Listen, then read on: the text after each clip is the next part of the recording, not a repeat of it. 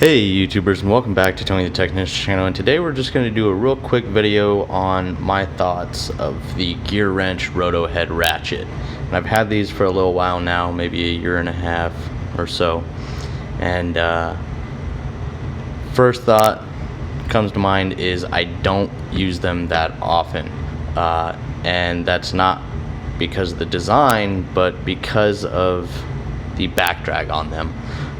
These are a really good concept and made very well, but the back drag, and if you don't know what that is, when you're going to rotate the ratchet for another tooth, this 3/8 isn't terrible, but the 1/4 inch, usually you're working with small fasteners, obviously, things that aren't super tight, but the back drag on this is so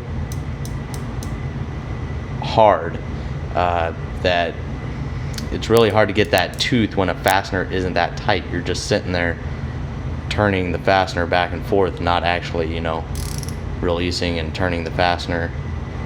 Catch my drift. That's the issue I have with these. I did see some reviews a while back about some people having an issue with the top caps for the reverse lever coming off. I've never had an issue with that whatsoever, but like I was saying, with these, the back drag just seems or tends to be a little bit rougher than your standard ratchet, where here you have almost no back drag. It's so smooth.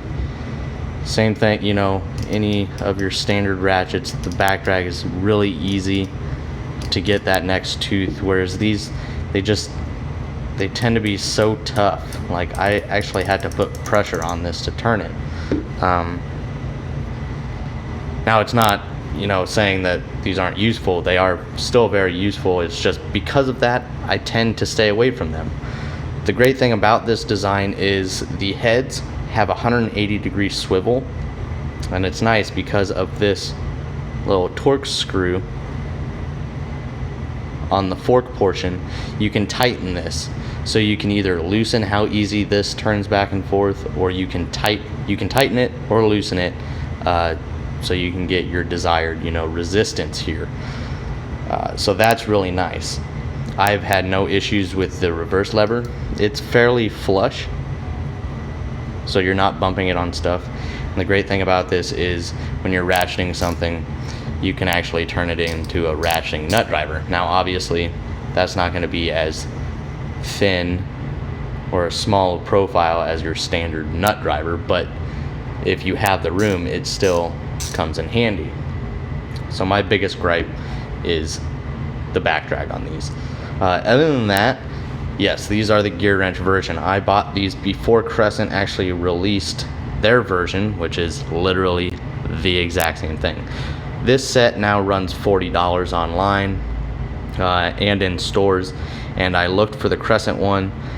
The Crescent one, I think it runs $25, but both places I found it, it actually doesn't include free shipping like this. You would get this for $40 free shipping on Amazon, which this and many other tools I do suggest will be linked down in the description. But this set runs $40 free shipping. The Crescent one is $25, and the two sites that I found it for are $10 to $13 shipping. So you're basically paying the exact same thing. Now, if you can find the Crescent one in stores where you don't have to pay shipping, that is where you will get the good deal. So if you are interested in a roto head ratchet, I would suggest getting the Crescent ones.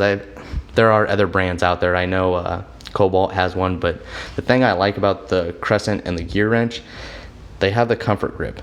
And the thing I love about the Gearwrench comfort grip is it's not extremely bulky. I don't want a handle that feels like a baseball bat. There's just enough grip here to be comfortable in the hand, but not be in the way when working. So that's a great thing. It's got a great comfort grip handle, just like all the other Gearwrench ratchets.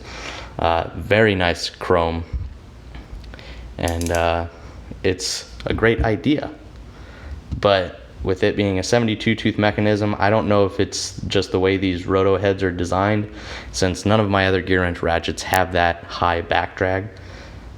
I'm guessing it's just got to be some part of the mechanism in the roto head ratchets that just make it a little bit tougher to turn.